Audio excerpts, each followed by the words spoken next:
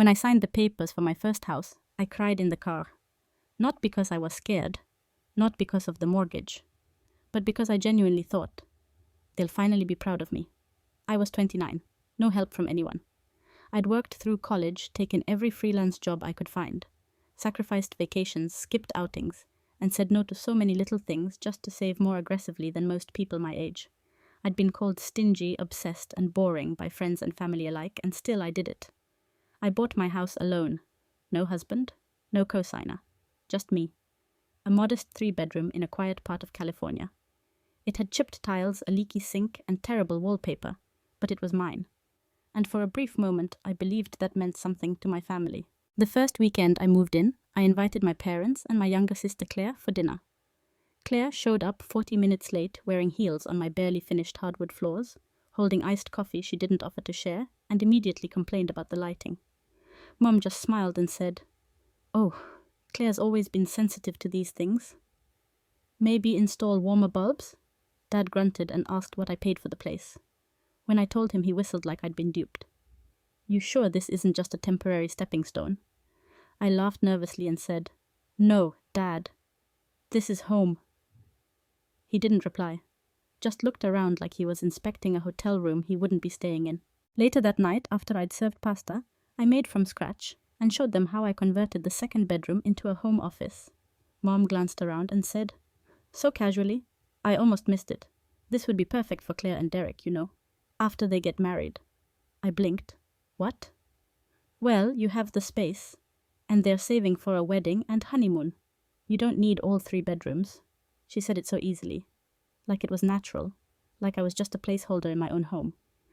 Claire giggled and rolled her eyes. "Mom, stop. Erin's just moved in." But I saw the look she gave our mother, and I knew this wasn't the first time they'd talked about it.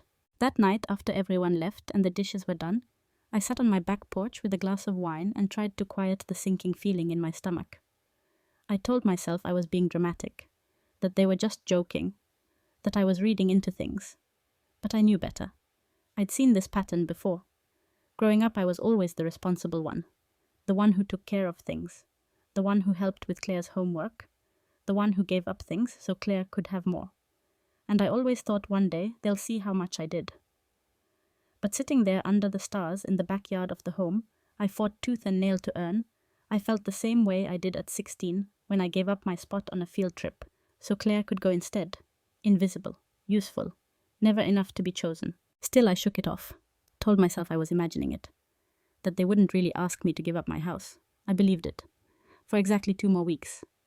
Until I opened the door and found Claire standing there, suitcase in hand, smile on her face, and said, "Derek's gone for a month, and Mom said I could stay here while you figure out the guest room situation."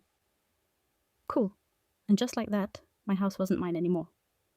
When Claire showed up at my door with her luggage and that effortless grin she's perfected since childhood, I didn't know what to say. I hesitated, hand still on the doorknob, half expecting someone else to jump out and yell, "Just kidding." But no.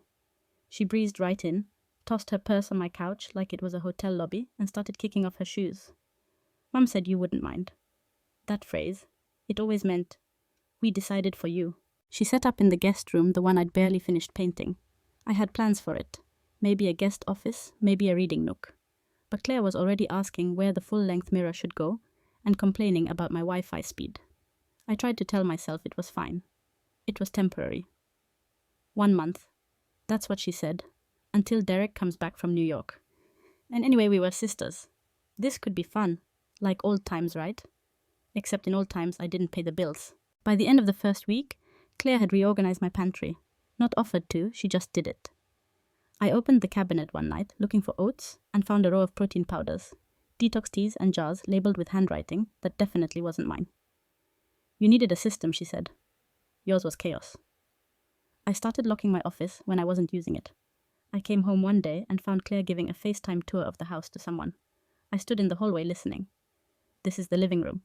Derek wants to put a floor-to-ceiling bookshelf here, and I think we'll paint this wall sage green. What do you think?" She said, "Will." I stepped into view. Her face froze. "Oh, I was just showing Derek's mom around. She's so excited to see where we'll live after the wedding." Later that night, I asked her gently what she meant by where we'll live. She blinked. "I mean, it's not finalized. But Mom said it just makes sense. You don't really need all this space. Derek and I could take the main room and you could use the guest room. Or maybe look for a smaller place, Claire. This is my house, I know. But your family, like that erased ownership. Like the word family was a get-out-of-boundaries-free card. The next day, Mom called. Not to check on me. Not to ask if Claire was being respectful. She called to say how proud she was that I was being so gracious during this transition. You're the older one, Erin. You understand how to make sacrifices. You've always been good like that. There it was. The oldest script in our family's playbook. You're the strong one. You're the responsible one. Which meant you're the one expected to give. Always. Claire started bringing things in boxes. A lamp, a rug, throw pillows. A week later, I opened my closet and found 2 of her dresses hanging next to mine. You weren't using that side. It felt like watching ivy grow through the cracks of a house's foundation. Slow, almost pretty. Until one day, it swallows everything. I started eating dinner in my room. I stopped inviting friends over. The house felt less like mine every day. And when I asked Claire if she had a date in mind for moving out, she said, "Don't be so dramatic. You're acting like I'm squatting. This is our family's future home." She said it with a smile. A soft, patronizing smile. And suddenly I realized she wasn't staying here. She was replacing me. That night, I walked around the house and took mental inventory. My couch, my kitchen, my name on the deed, my name on the mortgage. But somehow, none of it felt like mine anymore. And the scariest part, I wasn't sure if I'd been pushed out or if I'd just slowly surrendered. I called my parents the next morning. I told myself I would stay calm. I even wrote out notes so I wouldn't get flustered or forget what to say. But the second I heard my mother's voice, it all unraveled. "Hey, sweetheart. Everything okay?" I took a breath. "Mom, I need to talk to you about Claire." Silence. Then an almost cautious sigh. "What about her?" "She's moving in, piece by piece, acting like this house is hers. And I need you to be honest with me. Did you tell her this was the plan?" Another pause. We discussed some possibilities. "Mom, did you tell Claire she and Derek could live in my house?" Her voice shifted, less warm, more careful. "Honey, you don't have to make this difficult. You've always been the mature one. Claire's just trying to start her life. You're already settled." "Settled," I repeated. "I worked my ass off to afford this place, Mom. I didn't just trip and fall into a mortgage. Don't twist my words." She wasn't raising her voice. She didn't need to. She was speaking the way she always did when I pushed back, like I was the one being irrational. That night, they came over. Claire stayed upstairs while I sat with my parents in my own living room. They looked out of place on my furniture, like they didn't quite believe I owned any of it. Dad crossed his arms. "Let's just talk about this like adults." I nodded. "Great. Because as an adult who owns this house, I want to understand why my sister has been led to believe she's entitled to live here." Mom leaned forward. "You're being dramatic. We just thought..." "No," I said, cutting her off for the first time in my life. "You decided. And you didn't include me in the decision." Dad shook his head. "You don't need all this space, Erin. It's not about space. It's about boundaries. This is mine." "We raised both of you," he said. "We're not asking you to give it away. Just let Claire and Derek start their family here. So they can what? Take over while I fade out like some roommate who overstayed her welcome." Mom's voice sharpened. "That's unfair. Claire needs stability right now. You're the older one. Don't be selfish." There it was, the line they always came back to. As if being born first meant I owed everyone everything forever. As if being strong meant I had no right to protect my peace. I stood. I didn't buy this house to babysit other people's dreams. I bought it because I needed one thing in my life that was mine. "You don't get to take that." Dad stood too. "You're really willing to cause this much division over a few rooms and a roof?" "Yes," I said, "because I earned every square inch." They left without hugging me. Claire didn't come downstairs. But later I heard her on the phone through the walls, her voice pitched high with tears and outrage. "She's being so unfair. After everything Mom and Dad did for her, she won't even let me borrow the house. Borrow. Like I was hoarding generosity. Like I was turning down charity instead of protecting the one thing I built with my own hands." That night I didn't sleep. I just stared at the ceiling, listening to the house creak under quiet footsteps that weren't mine. And I realized something painful. It wasn't just that they wanted my house. It's that they didn't see me in it. They saw a solution, a utility, not a daughter, not a person, just the older one, the one who doesn't complain, the one who doesn't say no. Until now. The engagement party was the final straw.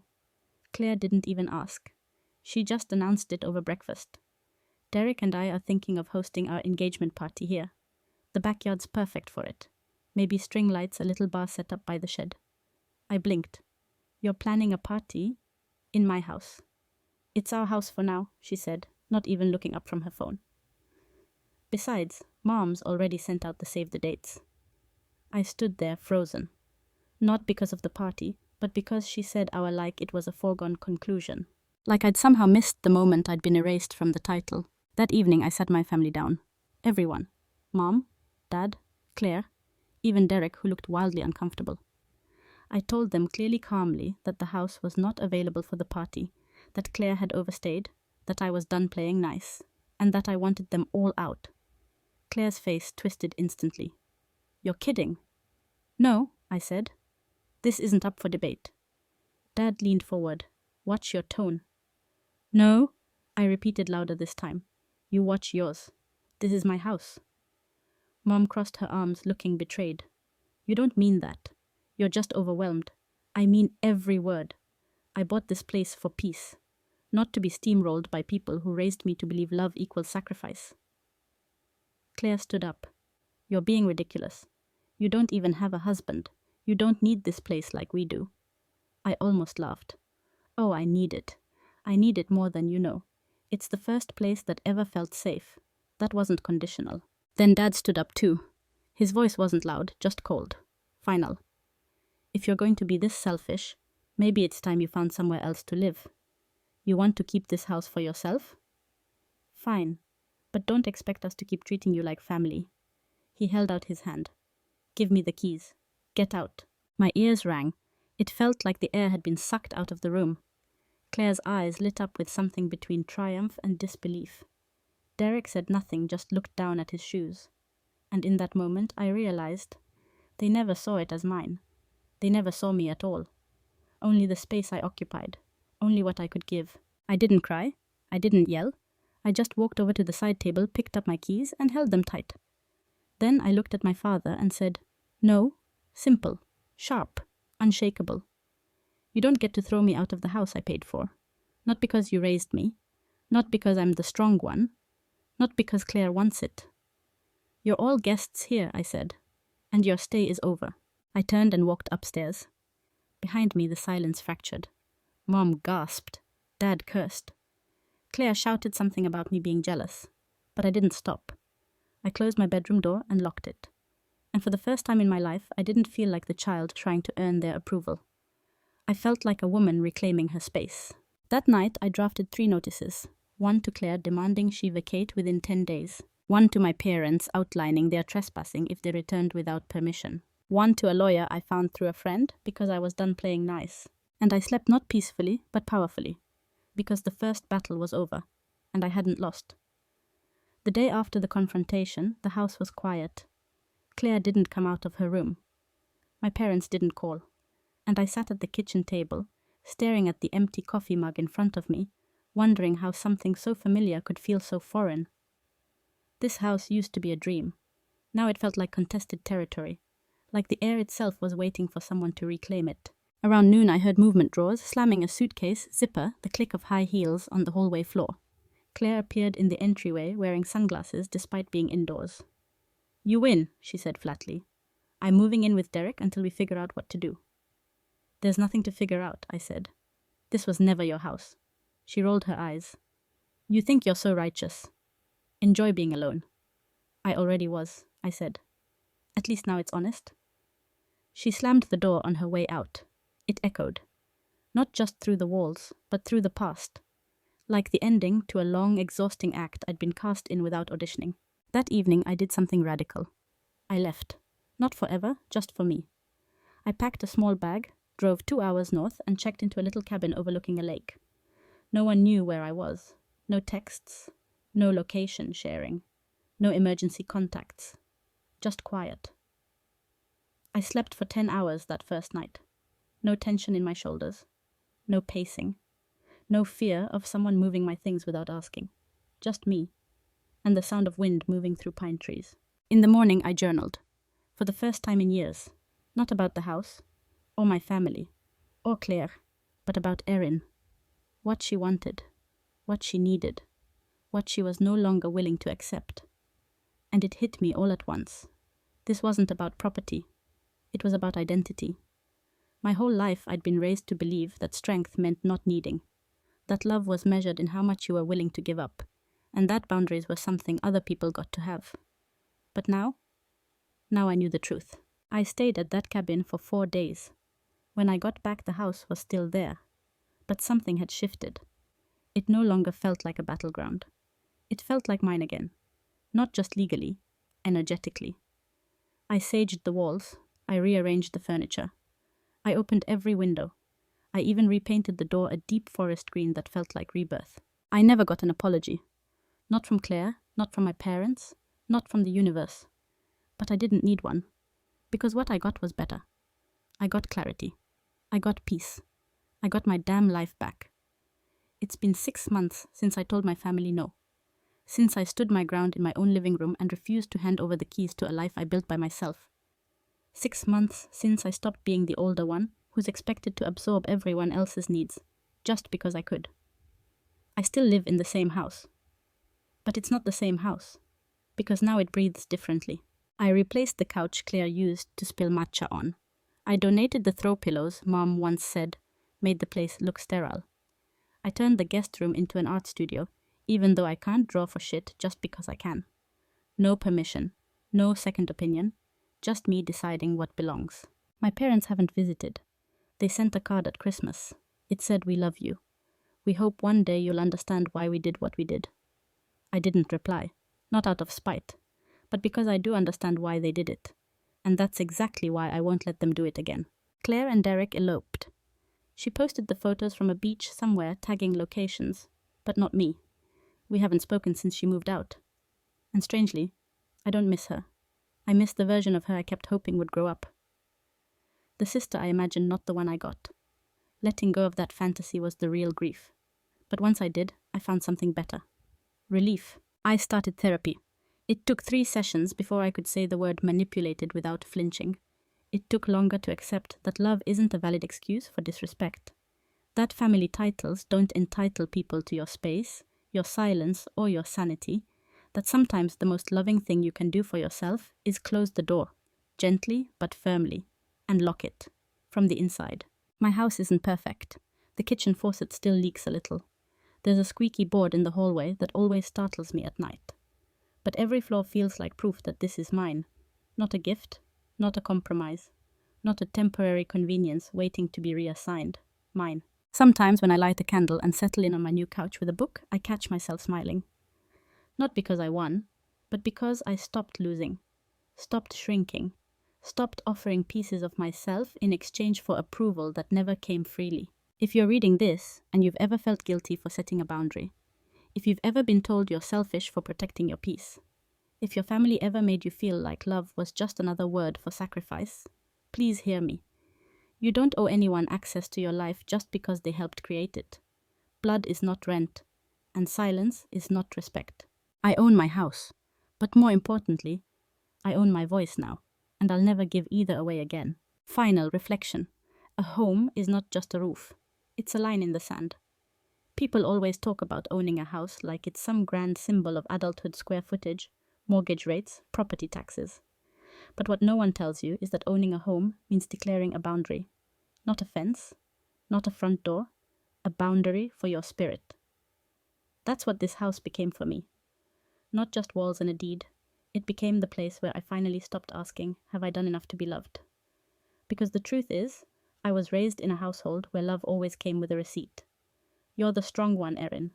You're so selfless, Erin. You don't need much, Erin. Each phrase sounded like praise but felt like a prison. You know what I needed. Someone to say, you shouldn't have to be the strong one all the time. No one ever did. So I said it to myself. And when I did, when I stopped waiting for them to see me, and instead began being for myself, everything changed. I stopped dreading holidays. I stopped walking on eggshells during phone calls. I stopped thinking I had to earn my place in the family with labor and silence. I forgave them, quietly, privately, not because they asked, but because I couldn't move forward carrying their limitations as my identity. Forgiveness, I learned, doesn't always look like a hug or a dinner reunion. Sometimes forgiveness is a closed door and a deeply rooted peace inside your chest. Sometimes I still look at the front steps and remember the day I almost handed it all over. The title, the keys, my sense of self. And I am proud of the woman who said no, not with fury, not with cruelty, but with absolute clarity. Because clarity is what finally filled the space where guilt used to live. If you're someone like me, the reliable one, the fixer, the peacekeeper, let me tell you something.